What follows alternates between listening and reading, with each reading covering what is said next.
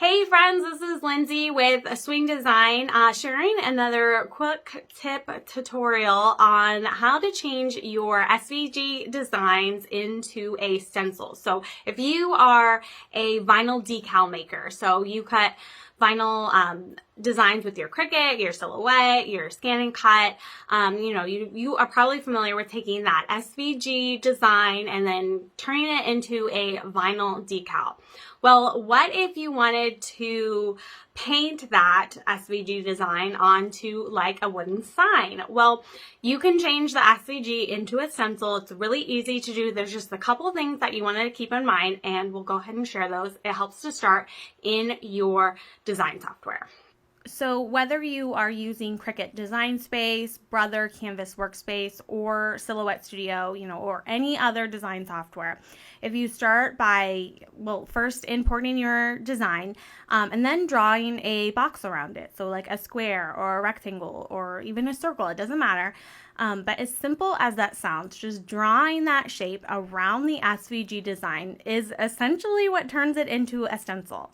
Now you want to draw that shape so that it extends at least a couple inches out from the edge of the SVG, because this is what is going to mask the area around the design, so that when you go to paint the design, paint isn't going to get on your surface outside the design, just the design itself. So having that good size margin around the design is best.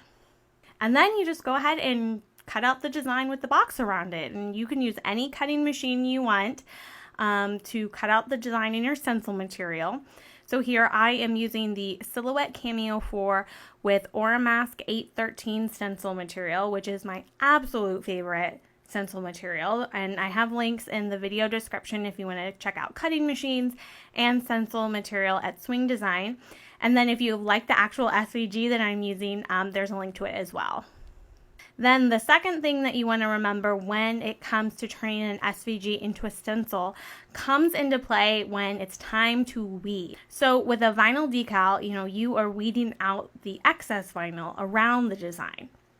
With a stencil, it's the exact opposite. You are weeding out the design itself. So that's where having that box drawn and cut around the design can really help to remind you, especially if you are a frequent vinyl decal maker, it will help to remind you that you want to remove the vinyl or stencil material of the design, because this is where you're going to be applying the paint to.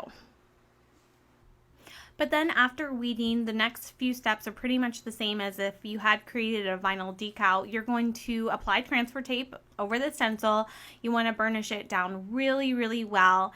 And then what I like to do is remove the stencil or vinyl backing and replace it with a piece of translucent parchment paper. And this is going to help me later when I'm aligning the stencil. And then transfer that stencil onto the surface that you're using.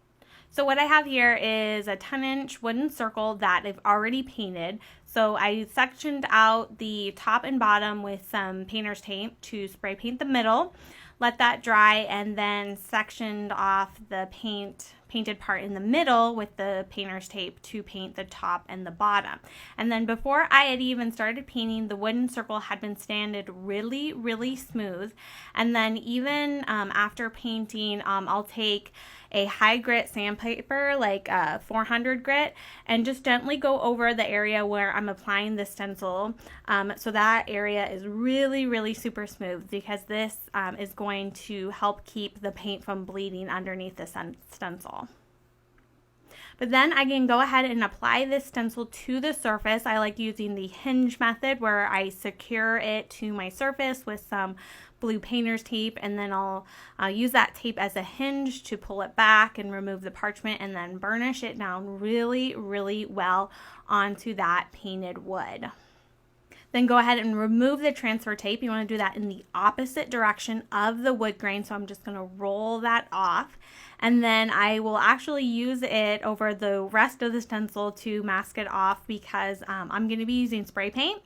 So if you were using a brush with paint, you probably wouldn't need to mask off the whole rest of the sign. But you can see here where that large margin around the design really comes in handy, because then you have just a little bit more area to get a little bit messy with the paint, and that paint still wouldn't get on the surface underneath. And then another trick to minimizing paint bleed on wooden signs is to paint the stencil first with the same color you used as the base paint color. So that's this cream color that I used. And then let that dry. And then go ahead and paint the stencil with a couple coats of the color that you actually want the design to be. You're going to let that dry completely and then remove the stencil just like you did the transfer tape. So in the opposite direction of the wood grain. And for the little, middles of the letters and such, you might need to use like a needle to just kind of gently poke to grab that stencil vinyl and pull that up. But then you have a beautifully painted wooden sign, my friends, ready for you to decorate, for to hang up and show off in your house. So turning an SVG into a stencil really is super easy. It's just all about remembering to, leave that margin around the design. So if you draw that box in your design software, when you go and cut it out, you'll have that area masked around the outside of the design. So it's going to help you, keep paint off of the surface underneath in case you get a little bit messy. And then hopefully it will also remind you that you want to weed out the design itself to create the stencil, and not weed out the excess around the design like you would if you were creating a vinyl decal. So that's it, my friends, to creating a stencil from an SVG. If you like the design that I used to create this really cool modern farmhouse sign, I have that linked in the description, as well as the Aura Mask 813 that I used for the stencil material. And then I used the Silhouette Cameo 4 to cut out the stencil material, but you could also use your Cricut or your ScanNCut. So I have all those supplies linked in the video description if you want to go ahead and check them out. So thank you so much for watching, friends. I hope you have a great rest of your day, and we'll see you next time. Bye.